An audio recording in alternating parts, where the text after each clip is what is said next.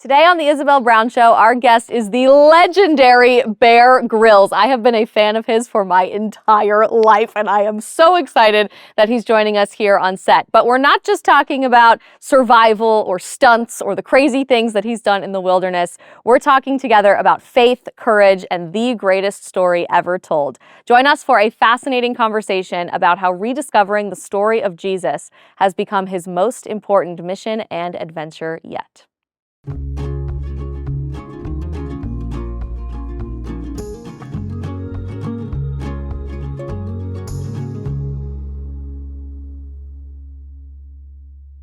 Bear Grylls, I am so excited to have you on the Isabel Brown Show. I have to share with you that when I was growing up, on Sunday nights, we used to all pile into my parents' bed and all watch Man vs. Wild. It was our favorite weekly tradition, and I still have vivid imagery of you eating a live tree frog once upon a time from one particular episode. But you've had quite an illustrious, incredible career of sharing adventure with people, of taking people into the heart of the wilderness, and now you're on a new adventure with this incredible book, The Greatest Story Ever Told. You are no stranger to the thrill-seeking side of life, with climbing Mount Everest, surviving special forces, and serving your country in that way, and every other adventure known to man. What is so unique about this new book for you, and why is the adventure of your faith something you're deciding to share with people? Yeah, first of all, thank you. That's such a kind introduction. I still do my day job. I'm still filming, still adventuring. You know, we just wrapped up season 9 of Running Wild, which is exciting. So, so that sort of continues. But I think more and more in life, I get asked all the time, what helps you in difficult moments? What's helped you in your life? From the summit, as you say, from the summit of Everest to jungles, deserts, mountains, and my faith has always been a sort of just quiet, empowering presence to my life. And, I found a faith as a young teenager on my own under a tree, having just a difficult moment in my life and saying a really simple prayer to say, please be with me. Amen. Wasn't more complicated than that. But I don't know, from that moment a light was lit, and that light has never gone out, and have many moments of doubt and struggles as well, and it's been like, ups and downs, like the journey of life. But that light really has been such a sort of guiding, powerful force for me through so much. And it just feels, I know you can only follow your heart, but I just feel more and more, it's like, I'm not scared to share that and to say this has really helped me. And I think it's one of the dangers of TV is that people see the stuff, the adventures, and they kind of assume you got it. You are, you're okay on your own. And I wouldn't want people to think like, because it's not like that. On my own, actually, I'm weak. I think a lifetime in the wild has taught me that. It's like a glove without a hand. I'm weak on my own. But with I don't know, my faith has been like that hand in the glove. It's like being an empowering, beautiful, strong help through so much. And it's a privilege to share that, and this book came left field, and I almost wasn't ready for what has happened since. Walk us through some of the more unique encounters that maybe you've had with Jesus along all of your craziest adventures. Yeah, I grew up in the mountains of Colorado, just outside of Denver, and we often liked to say when we were growing up that we always felt closest to God when we were surrounded in his creation by the beautiful mountains and rivers and the experiences we had in the outdoors. Does anything stand out to you throughout your career of moments where you poignantly felt that connection to God? Yeah, I mean, it's like, I don't want to kind of over-spiritualize it of like, oh, you stand on the top of the world on a big mountain and sort of feel that kind of, because actually a lot of the time you're in the battle. Yeah, and often in those times you're not feeling that. I really do have as many doubts nowadays as ever in my life. It's not like something that like can now have it all together. I really do feel my journey of faith is up and down, but luckily I've learned over the years it's not about me. We're human, and we wobble and wave this way and that, but like we're held through it all. That's been the lesson. Is like you turn around, it's like the footprints in the sand. You turn around and you see that times of you've been held. And that has been unquestionable for me in my life, of like, that presence is always there. It doesn't mean stuff is easy or you don't have doubts or struggles, but like there's a presence always there. And I think there have been moments that like really stick with me. And I mean, often it's the stuff that people don't know about. I think of like, I remember an expedition I took to cross the Arctic Ocean in a small, rigid, inflatable boat years ago. And nobody really knows about this sort of one. It wasn't for TV. It was like before my time at TV. 5 of us in a little boat, 500 miles offshore in sort of gale force winds with icebergs being turned over in these storms. And my best friend was on that boat with me. And he wasn't a guy of faith.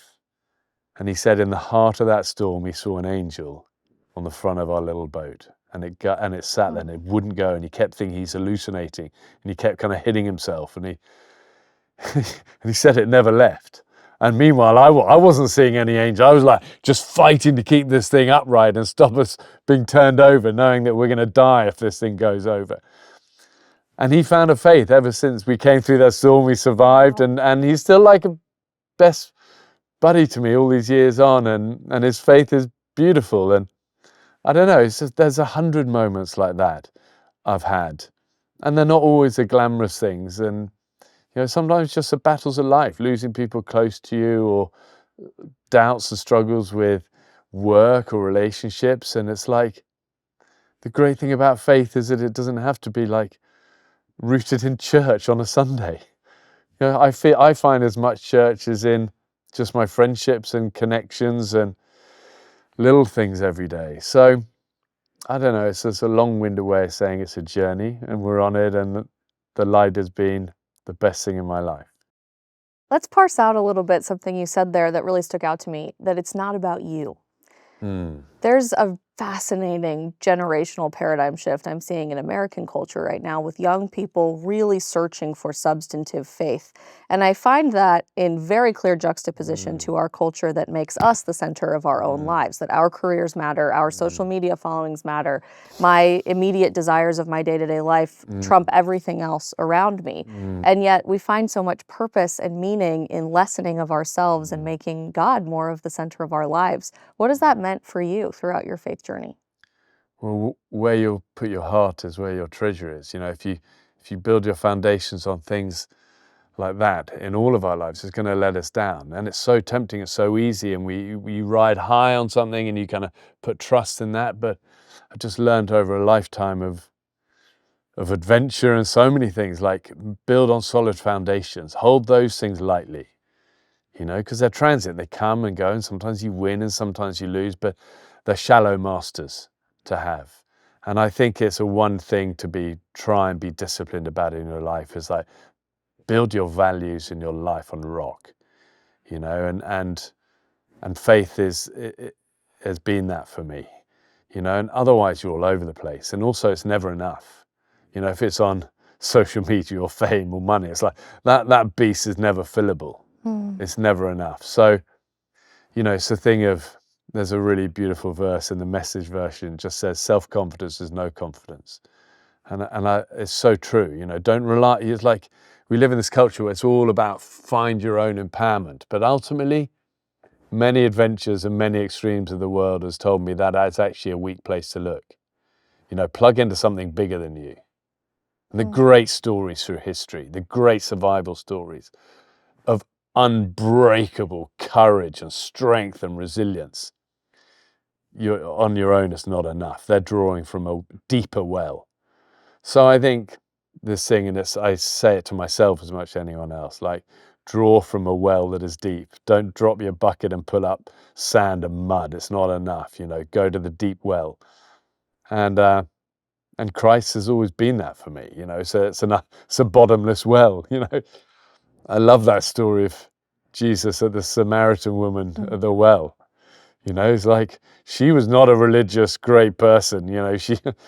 And yeah, she said, just give me this living water you're talking about. And that's pretty cool, 2,000 years later, that we can learn through life, give me that living water. So I think, and I spoke yesterday at Liberty University about this, 18,000 people, young people there. And to be able to say, like, self-confidence is no confidence.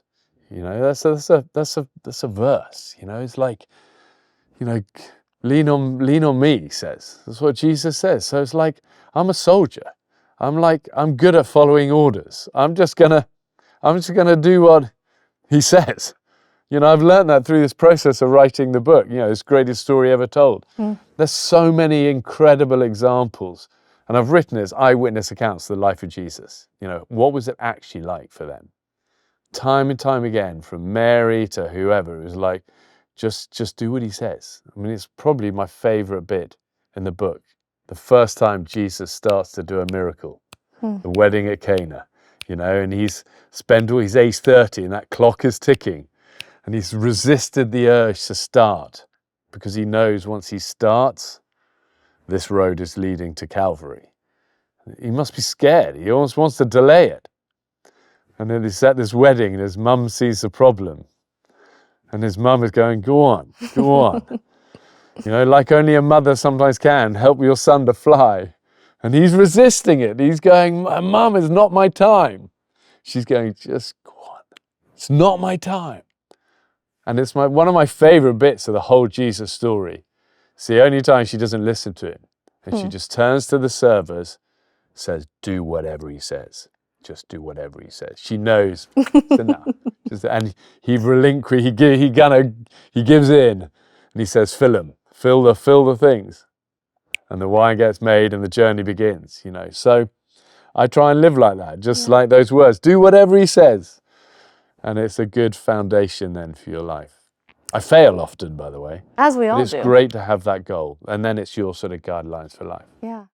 Over the years, on various episodes of Running Wild or Man vs. Wild, I have watched Bear Grylls sleep in some crazy places. And your girl is not a stranger to sleeping on a rocky mountainside. But these days, especially as a new mom and traveling all over the country all the time, it is incredible to crawl into bed with a Helix mattress. It has transformed my family's sleep and been a total game changer to make sure we are well rested and ready for the adventure ahead. You can get your own Helix mattress and take their sleep quiz that will match you with the perfect mattress based on your sleep preferences in just a few minutes. They have something for hot or cold sleepers, mattresses that are firm, soft, or anywhere in between. They also offer kids mattresses, mattress toppers, bed bases, and so much more. I am not getting a lot of sleep these days, hence the massive bags that should be oversized baggage under my eyes. But the little sleep that I am getting with a 6-month-old on a sleep strike is so much better and of the highest quality possible thanks to our Helix mattress. You can go to helixsleep.com/Isabel for 20% off site-wide. That is helixsleep.com/Isabel for 20% off site-wide. Make sure you enter our show name after checkout so that they know we sent you, the Isabel Brown Show. helixsleep.com/Isabel. You know, I saw a clip the other day of Russell Brand describing his brand of Christianity, for lack of a better term. And he said, I'm whatever type of Christian it is when Bear Grylls shows up to your house and pulls you into the river in the backyard and baptizes you right there on the spot. It has been so cool to see his faith journey inspire so many people on social media and on his show in particular.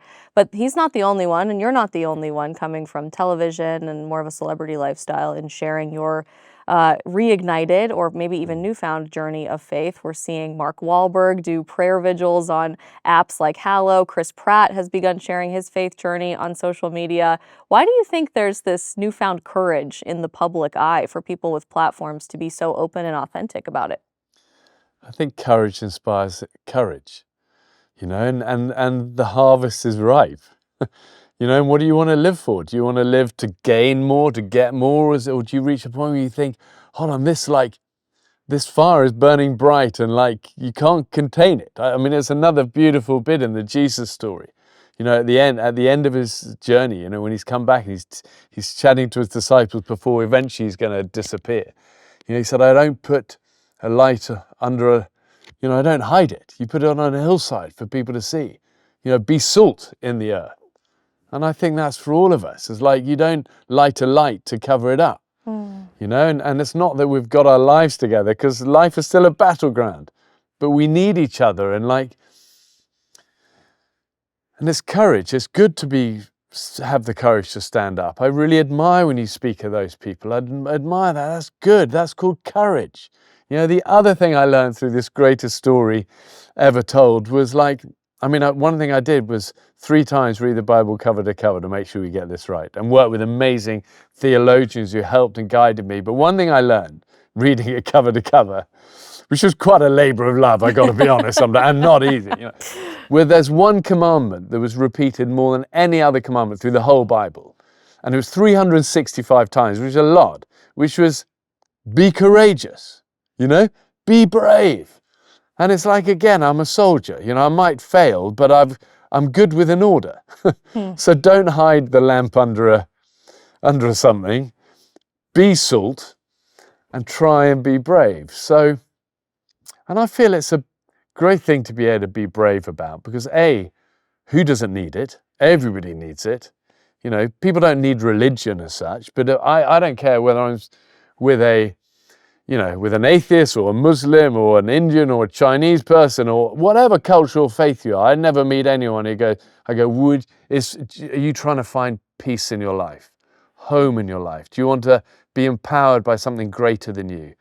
Do you want to have calm in your heart and strong relationships and have an assurance of the rest of your future beyond this earth as well?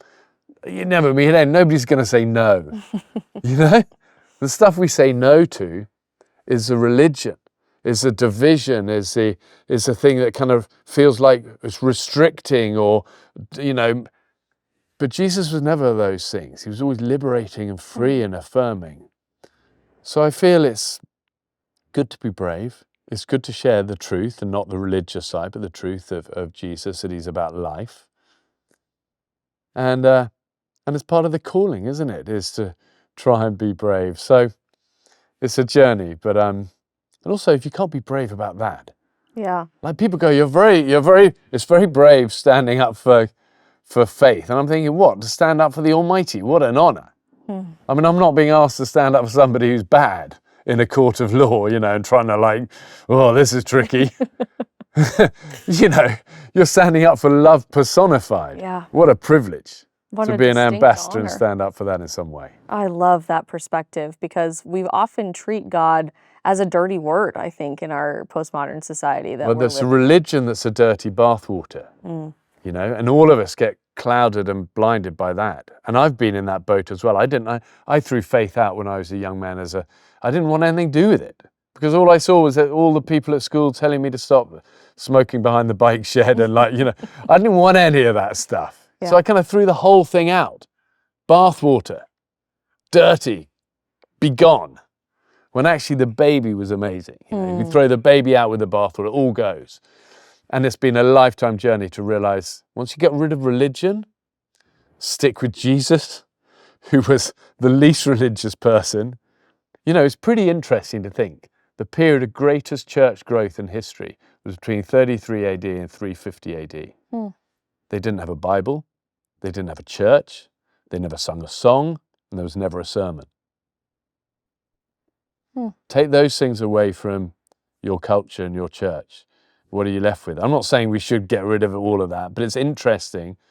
The heart of faith is none of those things. Yeah. The heart of faith has been that thief on the cross next to Jesus and saying in desperation, remember me.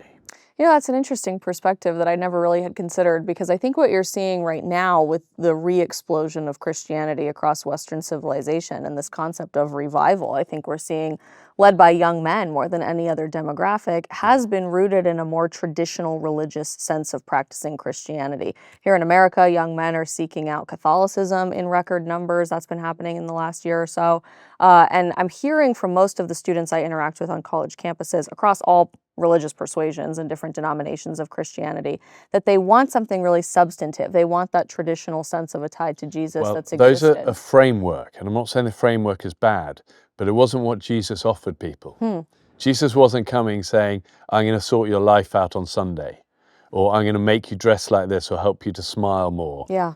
You know, it's like, be nice. And, you know, he wasn't. He was just bringing life and forgiveness. John the Baptist said the thing, he said, repent, repent and find life. And then Jesus came along and just said, come to me, just come to me. Not say come to church, not saying come to a set of rules, not a set of behaviors. Just come to me. You don't need a church, you don't need a building, you don't need a song or a sermon. I'm not saying they're wrong, or but they're the dressing around it. Just come to me. It's all we need. It's not like most of what we need. It is all we need. That thief on the cross didn't have most of it. He had all of it. And once then you reach that point, then it's great. I love to sing the odd song, and I love to go in the odd church and have that's great. But it's not where my salvation's come from. My salvation has been on that cross next to Jesus, and in desperation looking into his eyes and saying, remember me, Jesus. I need nothing beyond that. That falling to our knees in front of him, which is so missing from society, but so, so needed, I think, and why people everywhere are so hungry for this message. You are not a first-time author. You've written several books, but this is a pretty big departure from the last few books that you've written. Why tell this story now? Because there's such a hunger for not the religious side, but for truth and love and connection. And like I say, I've written lots of books. I'd give every single one up. I'd give every Emmy, all the stuff. I'd give it up in a heartbeat to have done this, because it is what it says. It is the greatest story ever told. And most people don't know it. I mean, most people, and I really mean 99.9% of the world, first of all, have never read the Bible and might know stories like the Nativity, or that this guy called Jesus was crucified, or the Good Samaritan, but they don't know the story, the real story, the actual, why was everyday people so, they would fight through crowds just to touch his cloak. Why? And why would the religious elite fear him so much? What was really going on? What was he really like? What would it have really been like to have seen and lived and followed and traveled and been, I mean, the amount of time Jesus spent, like, preaching, I would say is like 1%. I would put 99% of Jesus' time spent walking with his friends and having fires alongside the Lake of Galilee and fishing and laughing, and teasing each other, And it's this story. So what was so magnetic about him? And I've written it because people don't know that story. Yeah. And the reason I'm getting so much response from it, from Muslims and all these different faiths, is that they all say the same thing. I had no idea. I had no idea of actually what he was like as a person. And once you encounter it, it's why I've used his Aramaic names for everyone. Yeshua, and all these local names, because I want people to come at it afresh, without their expectations. Yeah. To not see it through our sanitized religious version of Jesus. That's all very nice. When actually, he was pretty ferocious at times, challenging, totally unpredictable. Must have been tough to follow, for sure. There is a TV show that has really broken the brains of many people in this country over the past few years, and that's called The Chosen. And in a similar way, is somewhat editorializing, without changing the message or the truth of the gospel, what it must have been like to see all of these things unfold in real time. And it has been a powerful transformation of how so many people envision Jesus and imagine those walking alongside the lake moments, or those quiet preaching moments that he had with the apostles. Why choose to write this in an eyewitness perspective in that same way? Because first of all, The Chosen have been really kind to us. We've done a whole season of shows called Chosen in the Wild, where I took the Chosen characters away on running wild-style journeys. So that partnership with them came at a beautiful time with the book. The Come and See Foundation and the theologians around The Chosen really helped me with this book, crafted to make sure we get this absolutely right. But the key for me is that I didn't want to change a single word that Jesus spoke. Yeah. So in this, the bit, when I really had such a strong feeling of like, clear the decks in your life and write this book. Nobody's ever done this before. Write it like the Jesus story as a Tom Clancy novel. So, okay, here we go. But I didn't want to make anything up. I didn't want to change a single word that Jesus said. So I lift from different versions of the New Testament and set the scenes with, but I don't change a single word. And that was kind of really important for me. And I think it's one of the things that's really working with it. So people can authentically feel like they are recommending, really is a Jesus story. But The Chosen is so great because we all have different roles. I think their thing was to point people towards the light. Yep. You know, so they've gone wider and broader, and it serves a brilliant purpose. And I think one of the most powerful things with The Chosen is actually just it's not so much what he's saying and what they're all doing. It's like you feel his character. And Jonathan's like that. He portrays Jesus so beautifully. You sort of feel it. And I think that's one of the most powerful bits, is you watch it, regardless of what he's doing, you kind of feel like, I'd want to hang out with this guy. And again, it's so different from what we often grow up with, this kind of version of Jesus that it's just kind of not quite right, you know. And feels removed too. I think one of the reasons The Chosen has been so powerful, especially for young people, and reimagining who Jesus is to them personally, is there is the visual element. You're not just reading words on a page, but you're seeing this story come to life. And that's one of the reasons I love your book too. You know, you mentioned it as a Tom Clancy novel, but it has this ability to be a page turner in many ways that I think sitting down to read the Bible can often feel like a chore instead. Very hard, and it's very hard to recommend to people. Yeah, it is. It's one thing if you're someone of faith to say this would really going to be a good idea. Read maybe through the New Testament over a year, or you know that's sort of legit. But it's sort of hard when you're trying to share your faith with people to say read the Bible. And I've done that a few times. Said to people, and it's like they go, and you know, it's hard. So this is a really sort of, I think what it's working as, and again I hadn't anticipated the response to this. It's just so easy bridge for people into faith, of saying like, whatever you think you know about Jesus, read this, as it will surprise you. And it's sort of short, sharp. Every chapter's 2 pages rather than 20. You know, I wrote it like I like to read, which is I kind of read for 2 minutes and then fall asleep. It's a beautiful first spark and catalyst to get people to say, okay, now I have to read scripture because I have to know the bigger story of all of this. And that's really what's been missing. Well, also, but at the end, but also it stands up. I think it sort of does both ends of the spectrum. Because I've had amazing like theologians from around the world write to me going, I open this thinking, oh, here we go, and finish going, wow, good job. And that's really down, and The Chosen have been such a big part of that to really craft this right, so there are no kind of holes and inaccuracies in it. But it's, like I say, I've never had a response to anything that I've done before. Tell us more about that. Well, it's like, you know, you do TV shows, and I love that. It's my day job. You know, like I said, I'm still doing it. That's a day job. But this is different because it's like, this isn't my story, this is his story. This is history. That's what history is, his story. It's like, and it affects all of our lives. That's the thing. It's not, it's everyone viewing this now. It's your story. You know, all of our stories are wrapped up in his story. That's what's so amazing about Jesus. It's like, that's why I write it from these different perspectives, because whether we're the broken or the nervous or the skeptic, you know, one of the sections is from Thomas, who's very skeptical, especially at the start of the journey when he meets this guy, Yeshua, very kind of skeptical of a lot of it. Through to Mary Magdalene at the end, who was so broken and so healed by this encounter with Jesus.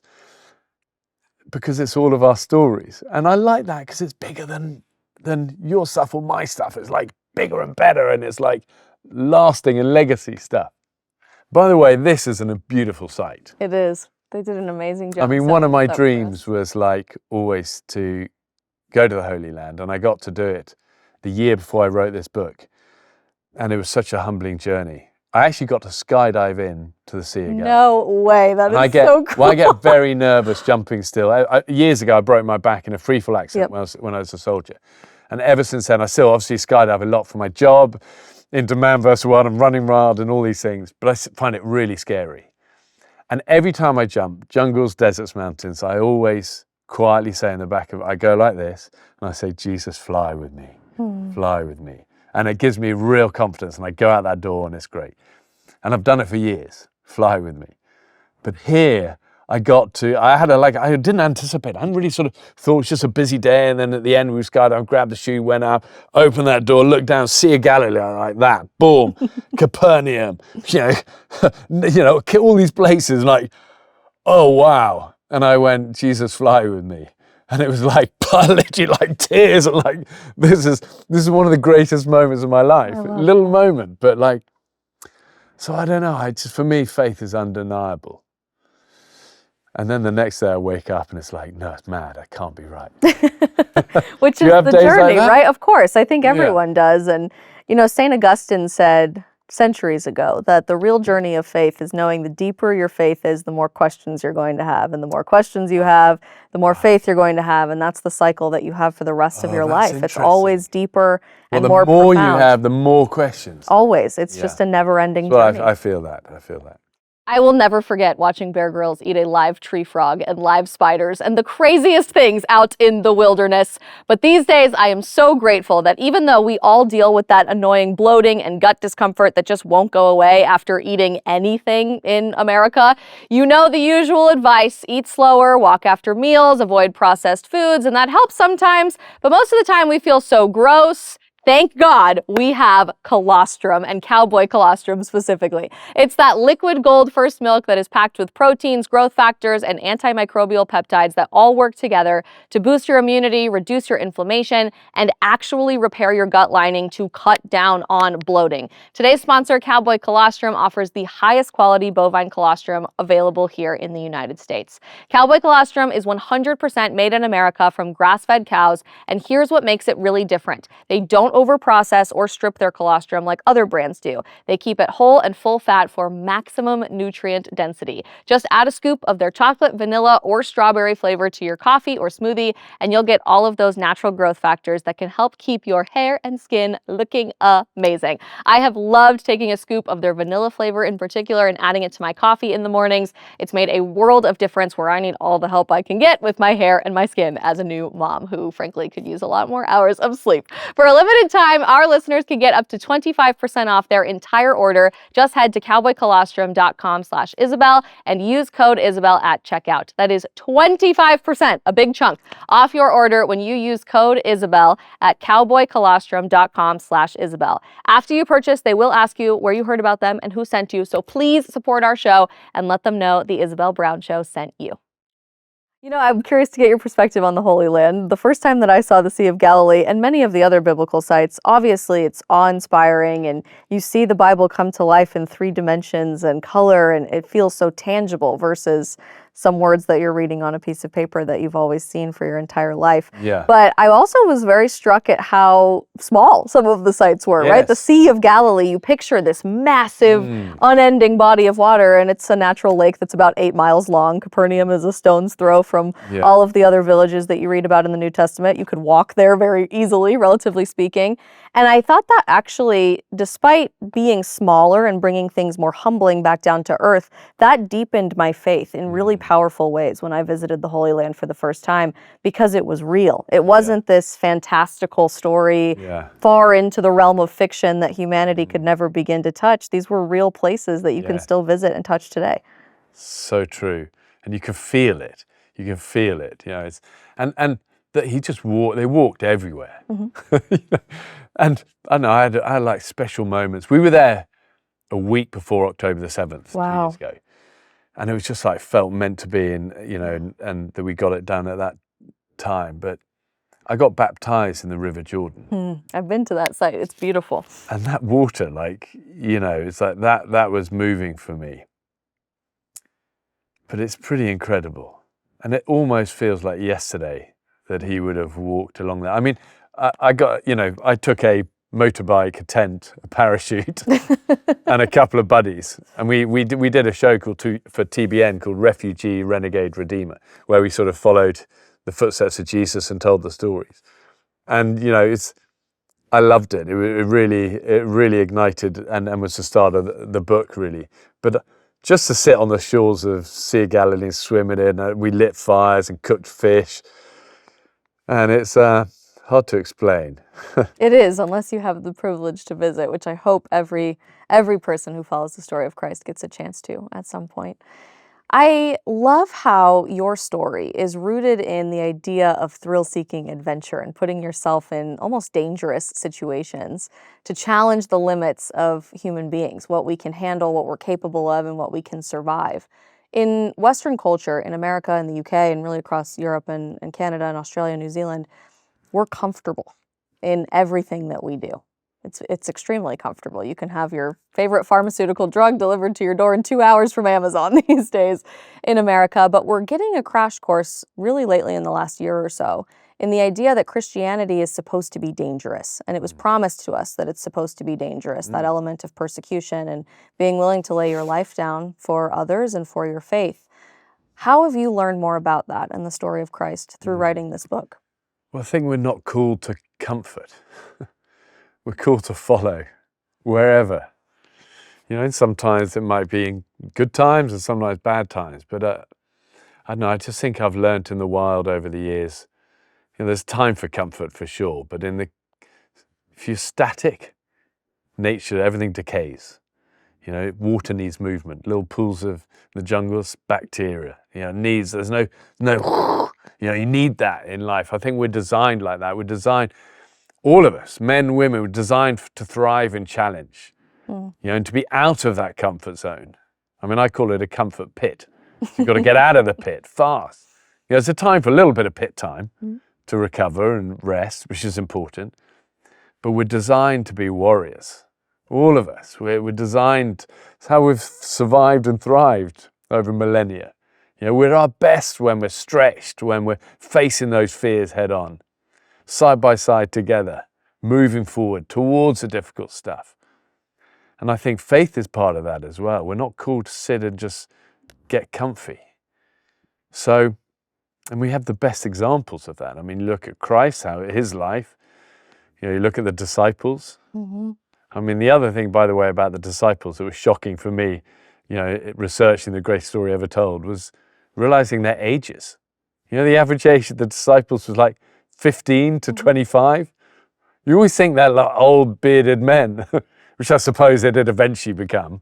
But the disciples were like young, and they're in at the deep end, totally ill prepared, but like how they then lived their lives. I mean, one of the things people love in the book is I do a thing at the end of what happened to all the disciples. Yeah. So you followed them, and then it's, they were not comfortable.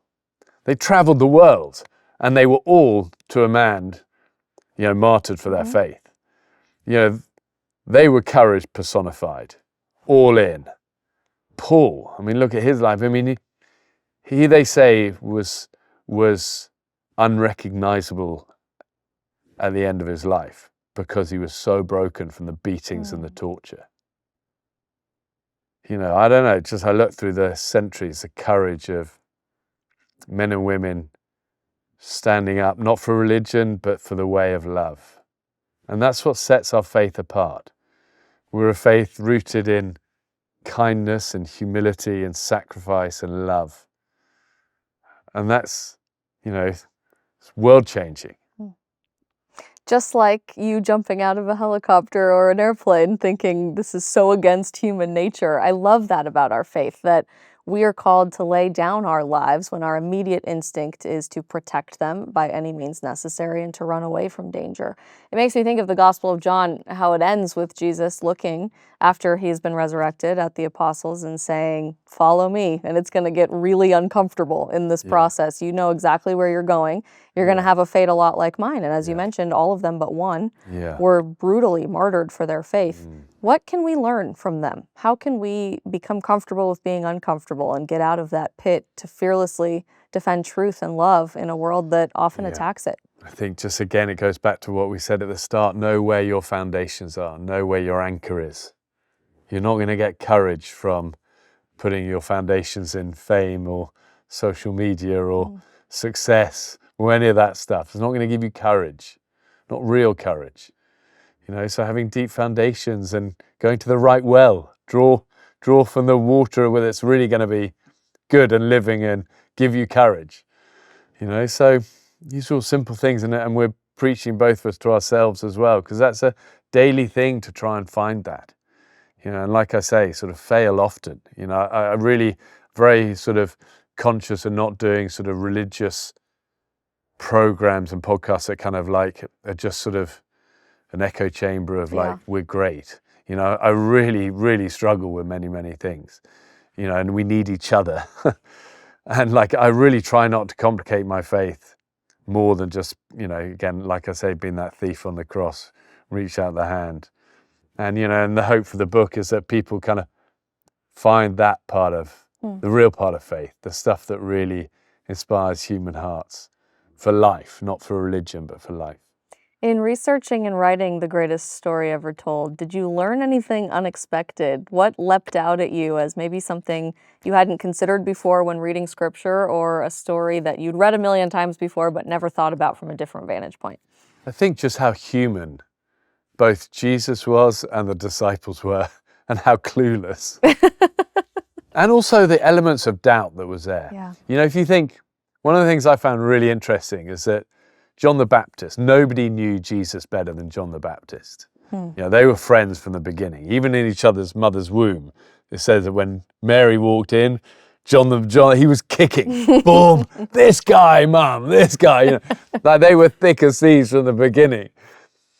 And Jesus said there has never been a prophet greater than John. You know, we always think of great prophets, but actually the wild one in the desert, Jesus saying, there's never been a greater man than John the Baptist. And yet, when John was in that dungeon facing torture and death before being beheaded, and he got one chance to see his followers, the one thing he wanted them to go back to Jesus, back to his best friend and cousin, go to Jesus and just ask him once more, are you the one? Even John the Baptist had doubts. For me, it's so reassuring, you know, and then Jesus is like, this is my son, the clouds part, and, you know, so little moments like that touch me. The centurion at the end of the crucifixion, the first ever convert to Christianity after Jesus is killed, is a Roman. First Roman to find Jesus is the centurion who crucified him, who looks at him and goes, truly this guy is the Son of God. It's pretty amazing. You know, little moments like that I'd never knew these moments growing up. I always kind of hear just the big stories, but it's the little stories that have moved me through this book. That concept of martyrdom, I think, is ringing around in a lot of people's heads lately. We're hearing some news stories out of Nigeria that tens of thousands of Christians are being killed for their faith and currently martyred. That hasn't gone away 2,000 years later. I think we often associate martyrdom with the John the Baptist or people in the early church, the early Roman Empire. We watched a young man defend the gospel here on a college campus in America and be violently assassinated just a few weeks ago. And that has spurred something in people to be more bold, to be more courageous, to tell the greatest story ever told. How can we continue tapping into that, and what message of encouragement do you have for young people across the West today? There's such power in finding courage within and standing up, you know, and that doesn't mean like getting super religious or having to sort of, you know, shout about anything, but love is courageous. Sharing love and light and friendship, and that's how Jesus did it. Broke bread with people, loved them, laughed with them, affirmed them, and shared truth with them gently. And that's a great thing. You know, yes, it's courage, but that's okay to be courageous in life. You know, what is courage? Being scared and then doing it anyway. All these people you've mentioned, heroes. You know, look at all those stories in Nigeria. I mean, the world is full of incredible, brave, unknown stories of quiet courage. It's people standing up for their faith. And it's inspiring and incredible. Yeah, heroes. Heroes indeed, just as you are to many people around the world. And thank you so much for sharing your testimony of faith and the greatest story ever told. Where can people buy the book, and make sure that they still catch you in your day job too, Bear? Yeah, well, the day job continues. People find the book. The book doesn't need, the nice thing is it doesn't need pointing to anywhere. People find it, share it, and it's been a blessing. Thank you. God bless you. And thank you so much for joining us on the show. Thank you, guys. Thank you again, Bear, for joining us here on set in our beautiful Holy Land setting. We are praying for you through every single second of this exciting adventure of yours. And do not forget to pick up your copy of The Greatest Story Ever Told. We'll make sure that we're linking that in the description of today's episode. Hit that subscribe button wherever you are watching or listening to catch tomorrow's episode of The Isabel Brown Show.